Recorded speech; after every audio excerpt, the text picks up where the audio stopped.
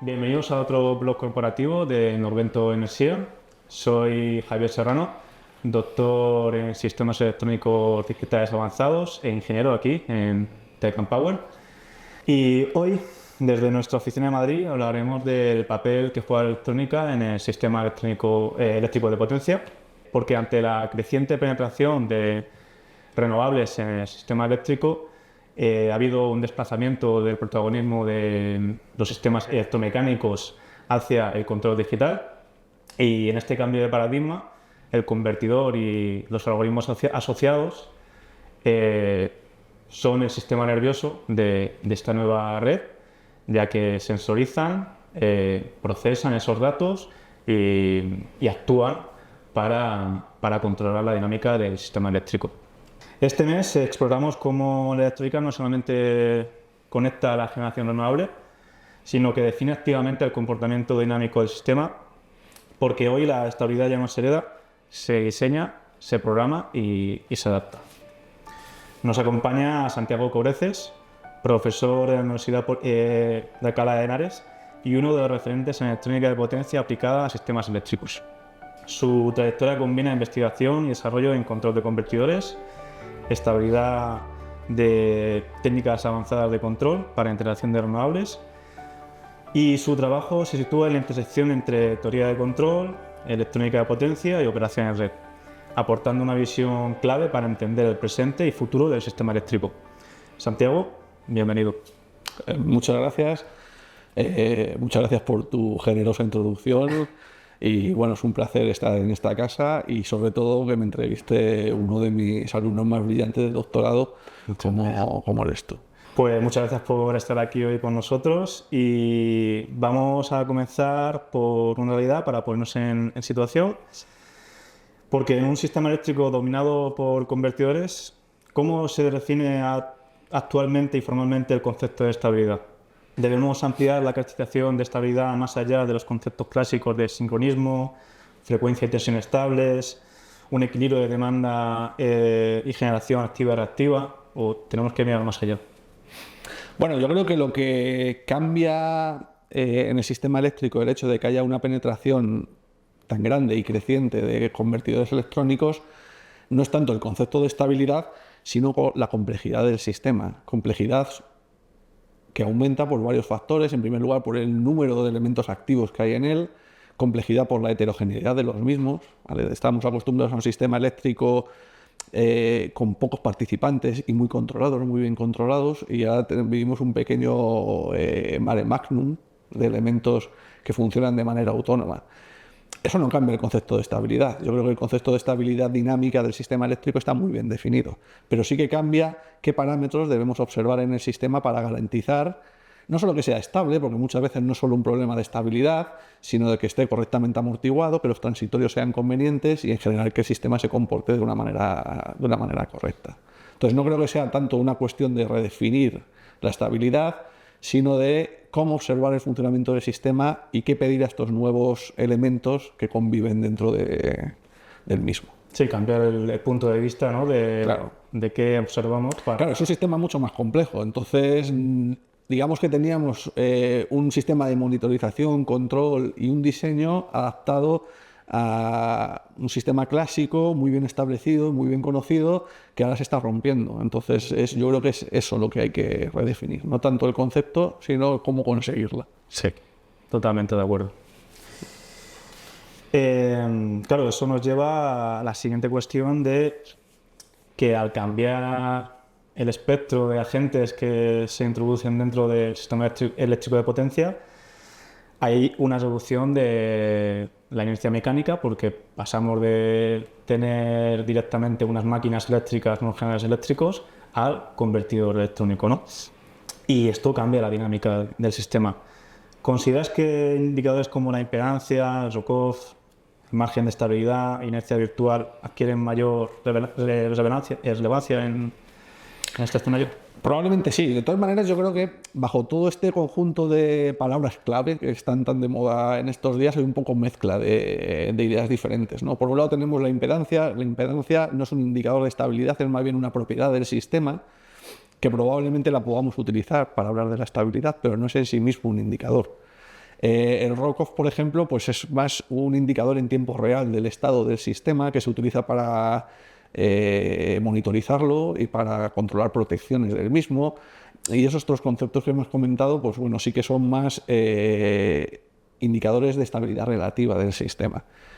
¿Hay que redefinirlos? ¿Son importantes? Por supuesto que son importantes, por supuesto que hay que redefinirlos, y algunos de ellos, bajo mi punto de vista, ya están en proceso un poco de necesidad de renovación. Por ejemplo, el ROCOF es un indicador muy poderoso hoy en día, pero que ya estamos viendo que quizá en sistemas más heterogéneos, donde hay dinámicas más rápidas, pues a lo mejor la frecuencia puede cambiar muy rápidamente, pero restablecerse también más rápidamente, ¿vale? Los sistemas lentos van a tender, lógicamente, a que la frecuencia cambie más lentamente, pero eso no tiene por qué ser necesariamente bueno en un sistema más complejo.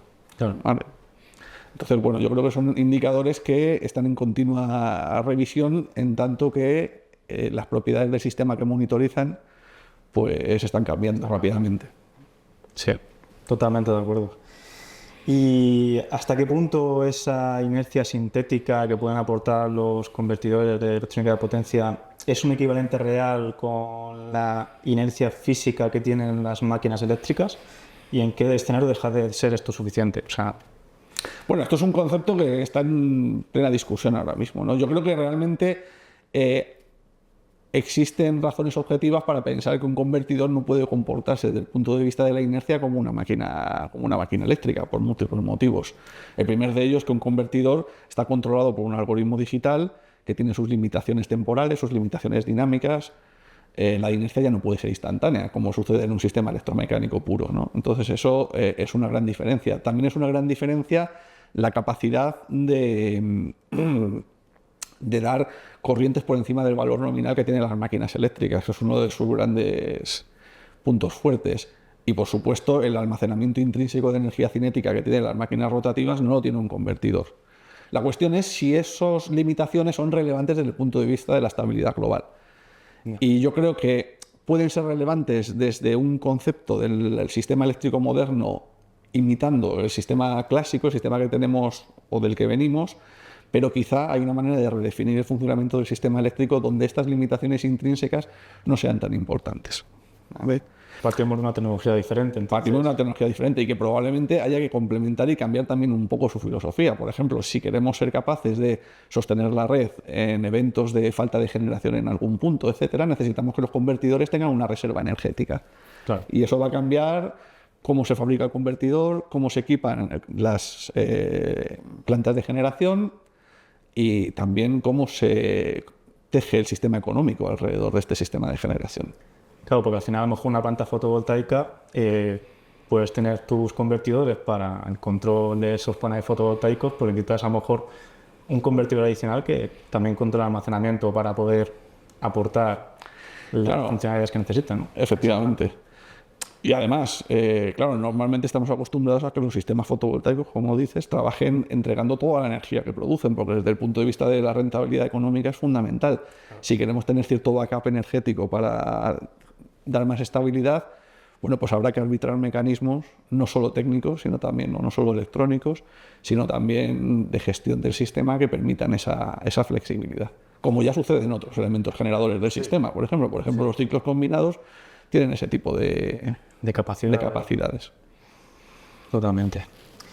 Y en términos de estabilidad, ¿qué diferencias fundamentales existen entre un sistema centralizado con alta inercia y uno distribuido con control rápido digital basado en convertidores? Bueno, yo creo que es una cosa por definir en realidad, ¿no? O sea, porque qué duda cabe que podemos llegar a una imitación del funcionamiento del sistema clásico bastante cercana con convertidores. Yo la pregunta que me hago es, ¿esto es la mejor opción o es solo una opción fácil de adaptar los nuevos elementos al sistema, al esquema anterior? Es decir, parece más un intento de reutilizar maneras de garantizar la estabilidad de un sistema a las nuevas condiciones. Yo creo que es más conveniente aprovechar las ventajas que nos aportan estos nuevos elementos. El tener la generación muy distribuida, difícilmente se puede ver como un problema, ¿no? Es un sistema muy distribuido y el ejemplo lo tenemos, por ejemplo, en Internet. Es un sistema que debería poder ser, al menos en cuanto a capacidad, mucho más resiliente a fallos, ¿no? Y ahí está un poco la evolución del sistema eléctrico, ser capaz de integrar esa flexibilidad, ese mayor número de elementos en un sistema mucho más robusto. Sí. Que yo creo que es ciertamente posible, la verdad. Sí, totalmente. Mientras todo el mundo esté de acuerdo de cómo montar ese sistema, ¿no? Pues será posible montar un sistema distribuido resiliente. Claro, existen muchas tensiones en esa redefinición, ¿no? Muchos intereses, pero yo creo que a nivel capacidad del sistema es un sistema con muchas más posibilidades. Y en cuanto a los conceptos de grid following y grid forming, ¿crees que es una evolución incremental incluir estos nuevos conceptos o un cambio de paradigma en la forma de construir la red? Bueno, yo creo que, a ver, la introducción de estos dos elementos en la red ha surgido de una manera muy natural, ¿no? O sea, inicialmente las fuentes de energía renovables, fundamentalmente, pues se fueron incluyendo de manera grid following porque era la más conveniente, la más fácil probablemente. Pero hoy en día yo creo que esos dos paradigmas son muy complementarios, ¿no? O sea, los dos sistemas deben convivir en el sistema eléctrico porque cumplen roles diferentes, ¿no? Mientras el sistema de grid following, fuente de corriente, ¿no?, aporta unas dinámicas rapidísimas y una inyección de energía masiva en la red muy conveniente, requiere de una infraestructura eléctrica fuerte, una buena infraestructura eléctrica. El grid forming tiene otras características y aporta más robustez al sistema. Entonces, dependiendo de la arquitectura del sistema eléctrico, pues habrá que planificar cómo se distribuyen estos dos elementos de manera adecuada en él. Y es un problema de diseño del sistema eléctrico completo y que además yo creo que es muy particular a cada sistema eléctrico en particular, ¿no? Tenemos, por ejemplo, el ejemplo de Australia, que es un sistema con redes bastante separadas, con enlaces débiles, donde el sistema grid forming pues, juega un papel muy importante. Y redes eléctricas mucho más malladas, mucho más fuertes, donde quizá un esquema grid following pueda entrar en más porcentaje. Entonces yo creo que es un problema complejo, pero que son sistemas muy complementarios en realidad. Complementarios y que adaptativos entre ellos en función incluso de las condiciones de perturbaciones que tengas en el sistema eléctrico, ¿no? Efectivamente. Pero puede ser que a lo mejor en un escenario de falta, pues necesites cambiar esa estrategia de control para poder actuar de una manera diferente. Claro, eso es un poco el gran poder de la electrónica, ¿no?, que hemos visto en tantos ámbitos de nuestra vida diaria, ¿no? Es la flexibilidad que tiene, la rapidez que tiene de adaptación. También tiene otros problemas, pero en eso pues es donde brilla. Y claro, es muy complicado manejar eso en un sistema tan complejo como es el sistema eléctrico, pero yo creo que eso pasará, lo veremos, y el sistema eléctrico será muy robusto gracias a los convertidores. Sí. Promete, la verdad, que son cambios que promete. En cuanto a limitaciones físicas y de diseño que tienen los convertidores grid forming frente a las máquinas síncronas, en condiciones extremas, ¿crees que fallos, sobrecorrientes, transitorios severos, los convertidores aportan algo más? Los convertidores tienen la gran limitación de la limitación eléctrica, ¿no? El rating eléctrico de los componentes es muy rígido. A ver, y eso es una desventaja con respecto a los sistemas electromecánicos, que tienen como más márgenes, están más sobredimensionados en ese aspecto. De todas maneras, obviamente no son sistemas iguales, no son equivalentes, y cada uno tiene sus ventajas, sus limitaciones, y no solo hay que ver las limitaciones de los convertidores y también sus fortalezas respecto a las máquinas eléctricas.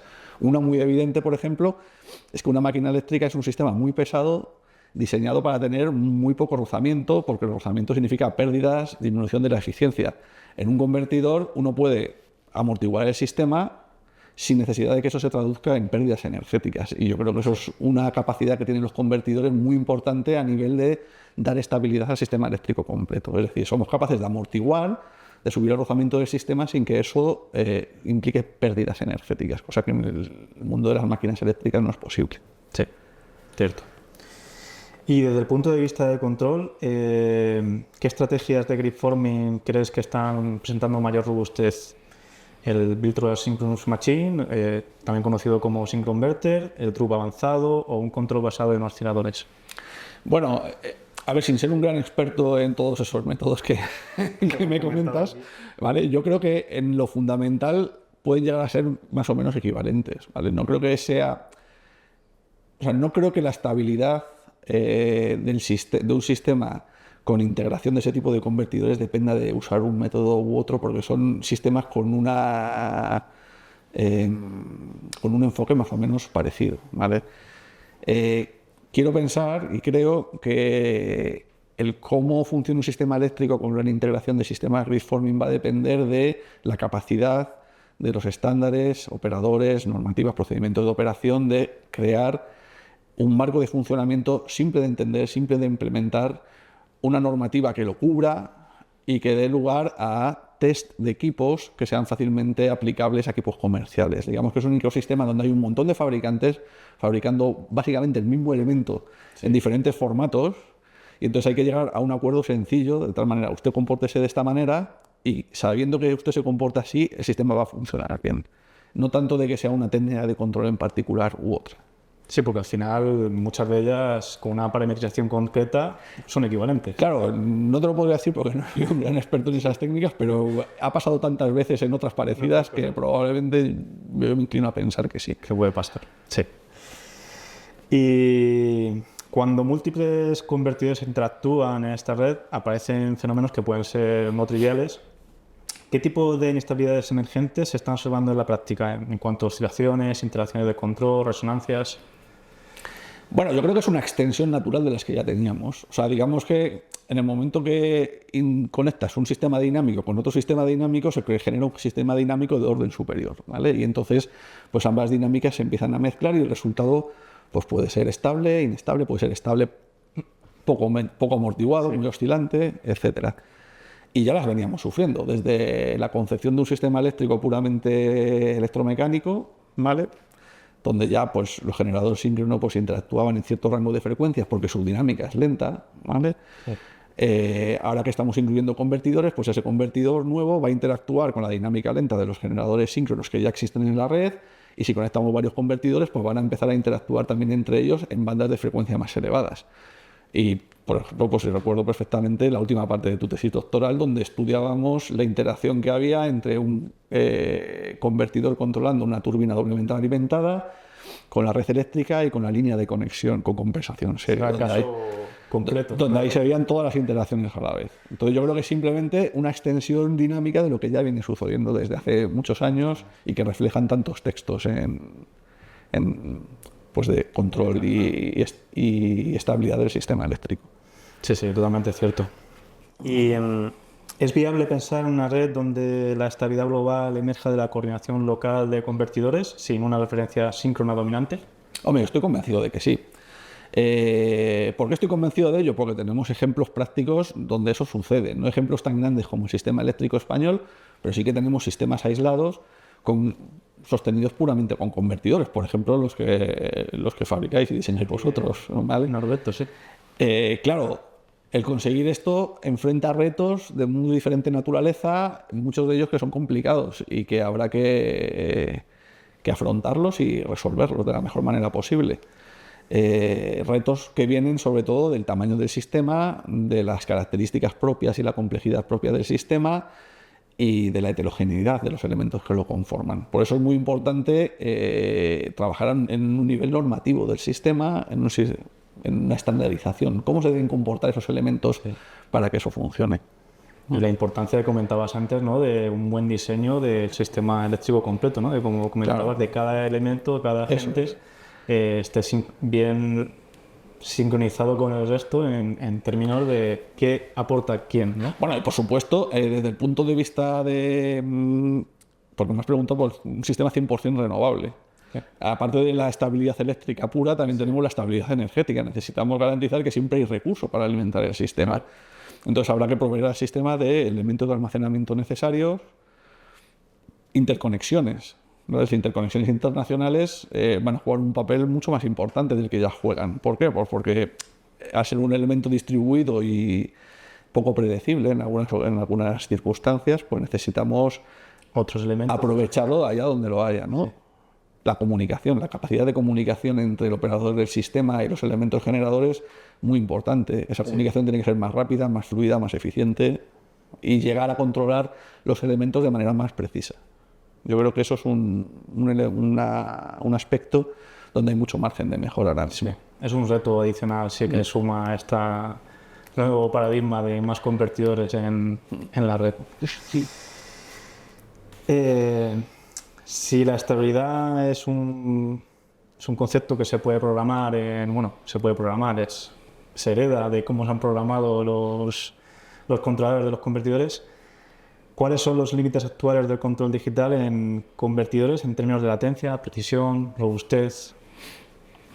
Bueno, me hablas en cuanto a control del convertidor en sí mismo. Vale, en cuanto a latencia o prestaciones dinámicas, que entiendo que son conceptos más o menos similares, heredamos las limitaciones del control digital. ¿Vale? El control digital tiene limitaciones que vienen fundamentalmente impuestas por las características dinámicas de la planta y por el marco de muestreo, tiempo de muestreo del controlador digital en sí mismo. Lo que pasa es que en convertidores esa frecuencia de muestreo, ese ritmo de funcionamiento de los convertidores está íntimamente ligado con la frecuencia de conmutación de los semiconductores. Y aquí tenemos un poco grandes restricciones porque esa frecuencia de conmutación está muy relacionada con el diseño térmico y la eficiencia del sistema. Entonces, ciertamente en equipos de media potencia, como los que diseñáis aquí, como los que presumiblemente se integrarán en el sistema eléctrico, tenemos grandes restricciones en esa conmutación a expensas de grandes mejoras tecnológicas que estarán por venir, como ha supuesto el carburo de silicio y estas tecnologías. Pero obviamente no podemos, para tener más prestaciones dinámicas necesitaríamos poder actuar en la planta de manera más rápida, con más frecuencia, y eso va a implicar más pérdidas irremediablemente. Así que ahí tenemos una barrera importante, ¿vale? En cuanto a precisión, el limitante fundamental de la precisión en un sistema realimentado es la calidad de los sensores y la calidad de los actuadores, ¿vale? Yo creo que los sensores eléctricos, o sea, los sensores de corriente, de tensión, son muy buenos hoy en día, pero sí que es verdad que el cómo se integran esos sensores dentro de la fabricación, la cadena de fabricación, es complicado y admite mejoras probablemente en muchas circunstancias, ¿de acuerdo? Entonces, bueno, ¿cuál es más limitante? ¿El ancho de banda del sistema o la calidad de los sensores? Yo creo que es más bien el ancho de banda del sistema, que muestra es un tema más controlable. ¿Y la última limitación de la que me comentabas? Lo que hablábamos de latencia, precisión y robustez. Robustez. En cuanto a robustez, a ver, yo creo que hoy en día la teoría de control es suficientemente potente para poder diseñar con muy buenos márgenes de robustez el funcionamiento del lazo de control de un equipo individual. El problema viene cuando juntamos varios. Pero eso no es un problema tanto de limitación del control en cuanto al equipo, sino de limitación de el acuerdo entre fabricantes y programadores de convertidores para llegar a una solución que dé realmente una estabilidad global. Yo creo que el sistema tiene ciertos problemas de robustez debido a que esa estabilidad conjunta no está correctamente estudiada con los elementos dinámicos que tiene hoy en día el sistema. Probablemente porque es una época muy temprana en la penetración de la electrónica de potencia en el sistema eléctrico, y también porque es un problema muy complicado. Es un sistema muy grande, muy heterogéneo y, bueno, pues... Sí, en general se puede decir que la robustez podemos asegurarla localmente, ¿no? En nuestro convertidor. Claro. Sí que podemos jugar con las incertidumbres que tienen el lazo de control, ¿no? Como comentabas, adquisición y la actuación, pero ahí donde... Claro, en el momento que empezamos a conectarnos masivamente, el problema se vuelve muy complicado, ¿no?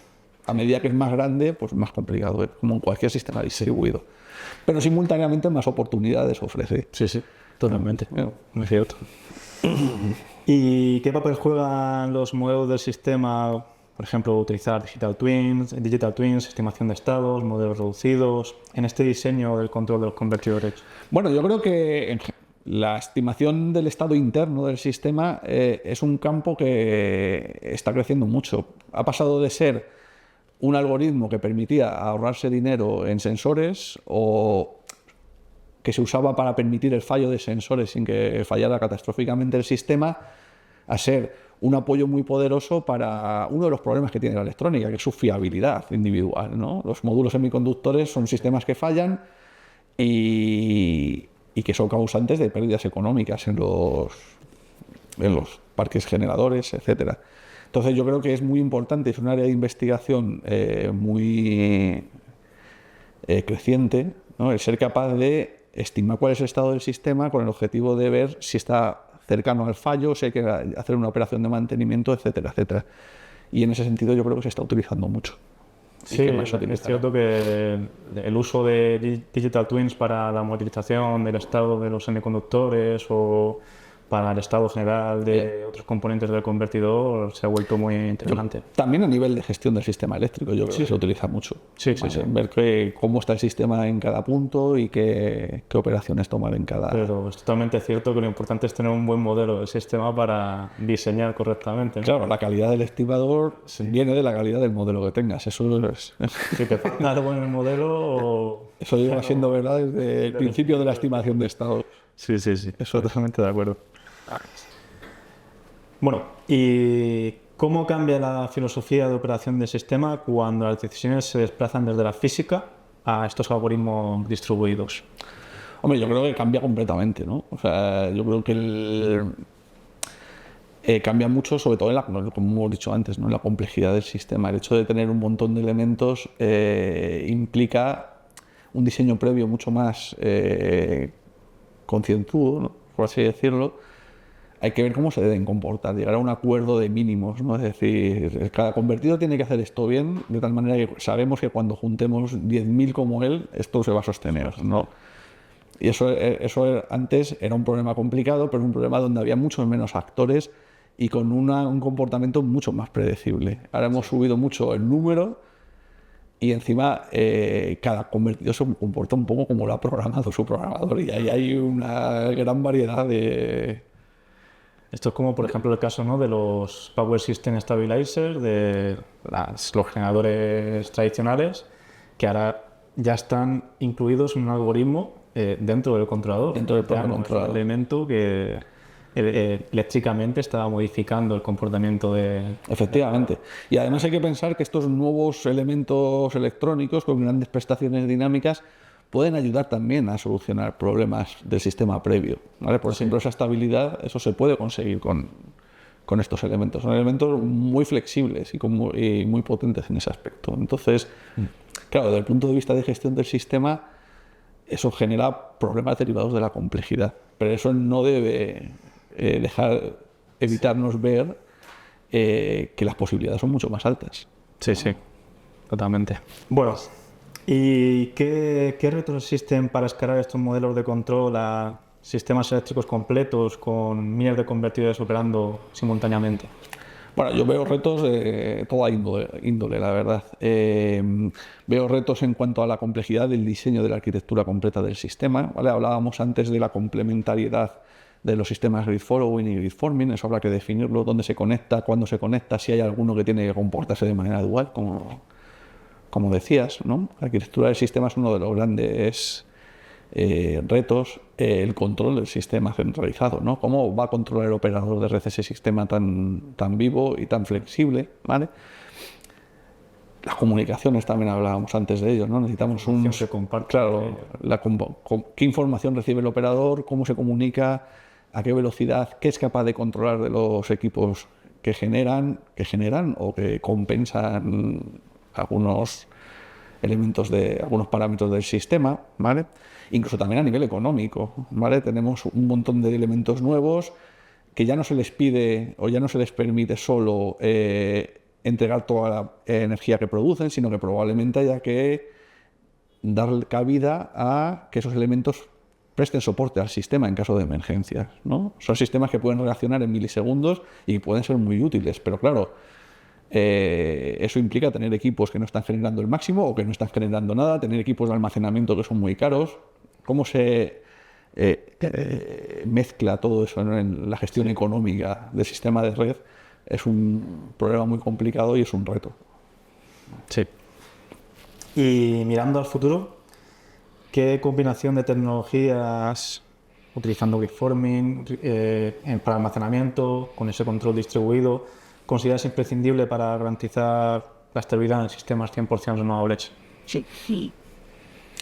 Yo creo que la mezcla entre diferentes modos de funcionamiento de los convertidores depende mucho del entorno en el que se muevan, ¿no? Yo creo que cada sistema eléctrico tendrá que hacer un diseño de esa arquitectura bien planificado, ¿vale? No te puedo decir exactamente cómo, porque me parece un problema muy complejo y al cual no está muy a mi alcance, ¿no? Pero yo creo que eso tiene que ser una cosa muy planificada, ¿vale? Energía 100%, o sea, el sistema 100% renovable necesita claramente un sistema de almacenamiento de energía muy potente, ¿no? Porque la energía renovable es intermitente, la solar por motivos obvios y la eólica pues porque es un recurso intermitente y bastante impredecible. Entonces, esas faltas de generación pues habrá que suplirlas con elementos energéticos. Y bueno, luego pues lo que venimos hablando, ¿no? O sea, yo creo que el nivel normativo que ha sufrido otros sistemas similares a lo largo de la historia, por ejemplo, el sistema de ferrocarril, es un sistema que empezó siendo un sistema puramente electromecánico y que a día de hoy tiene una penetración de sistemas electrónicos gigantesca, ¿no?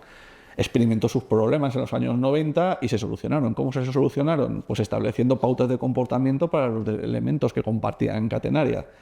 Y, por ejemplo, pues hay test de impedancia, ¿no? Hablamos antes de la impedancia para convertidores de tracción, que permiten o no instalar ese convertidor en el sistema ferroviario de ciertos países o también en sistemas embarcados en satélite. Por ejemplo, ahí son comunes los test de impedancia de fuentes de alimentación para que no causen problemas con otros equipos conectados en al mismo bus, ¿no? Entonces yo creo que eso y lo iremos viendo paulatinamente. Como también vimos en el propio sistema eléctrico la irrupción de la normativa de generación durante los huecos de tensión, que tantos problemas causó a principios de los 2000, ¿no? Yo creo que simplemente van surgiendo problemas derivados de la introducción y se van solventando. Y eso pues sucederá igualmente en este caso. Al escenario de 100%. 100% renovable, bueno, sí, ¿no? Estaría muy bien. Estaría muy bien. Pero es complejo. Es complicado. Y si tuviéramos que sintetizar el nuevo sistema eléctrico en términos de principio de diseño, ¿cuáles serían las 3 ideas fundamentales que deben guiar el desarrollo de redes basadas en electrónica de potencia? 3 ideas fundamentales. Estandarización del comportamiento. Yo creo que es muy importante definir cómo se debe comportar un convertidor y tiene que ser una definición suficientemente simple para que los fabricantes puedan construir convertidores sin problemas, ¿vale? Para que al juntarlos eso no dé problemas, ¿vale? Problemas a nivel dinámico. Eso creo que es el primero. Yo creo que es muy importante ver a los convertidores como la solución, no como el problema. Yo creo que a raíz de los eventos del año pasado ha habido ciertos movimientos que han culpabilizado a la electrónica de potencia de este tipo de problemas. No quiero decir que no lo haya tenido, pero quiero decir que si la haya tenido o no la haya tenido es un problema circunstancial que se debe superar y se debe ver a los convertidores como una oportunidad y no como un problema, porque realmente la electrónica en su introducción en los diferentes sistemas tecnológicos complejos que utilizamos, pues ha causado problemas al principio en todos ellos, se han superado y se ha conseguido un sistema mucho más resiliente, mucho más robusto y mucho más tolerante a fallos, ¿vale? A mí me tienen que convencer que un sistema con miles de actores distribuidos es más sensible a fallos que un sistema con pocos, ¿vale? Yo creo que son grandes oportunidades. Y luego que yo creo que el diseño del sistema eléctrico ha sido hasta ahora un diseño muy reactivo, ¿no? Surgía un problema, se busca la solución. Y quizá en un sistema tan complicado como el que vamos ahora haya que tomar un enfoque más activo, ¿no? Diseñarlo desde el principio. ¿Cómo queremos que sea el sistema? Y vamos a ir cubriendo esas necesidades planificadamente, ¿no? Sí, casi que desde nosotros también le digamos al operador de red qué es lo que debería ser el marco para que todos funcionemos correctamente. Claro, la participación de los fabricantes es fundamental porque ellos saben cómo se diseñan los equipos, ¿vale? Sí. Entonces yo creo que debe ser un trabajo conjunto entre fabricantes y y Pero operadores. es cierto que esa toma de decisiones de las funcionalidades que te puede aportar esta nueva tecnología, ¿no? Depende de nosotros. O sea que la tecnología está ahí, pero tienen que tomarse decisiones que vayan en la dirección de optimizar ese uso del convertidor, ¿no? Sí, completamente de acuerdo. Y nada más. Solo decir que la transición energética no solo está cambiando las fuentes de generación, sino también la forma en la que entendemos la estabilidad del sistema eléctrico y diseñamos para asegurarla. Y agradecemos a Santiago su tiempo con nosotros y por ayudarnos a desentrañar esta temática tan compleja. Nada, muchas gracias a vosotros por invitarme a esta entrevista tan agradable y tan de candente actualidad, ¿no? Nada, un placer. Gracias. Y os invitamos a seguir viendo esta u otras entradas de nuestro blog. Gracias a todos.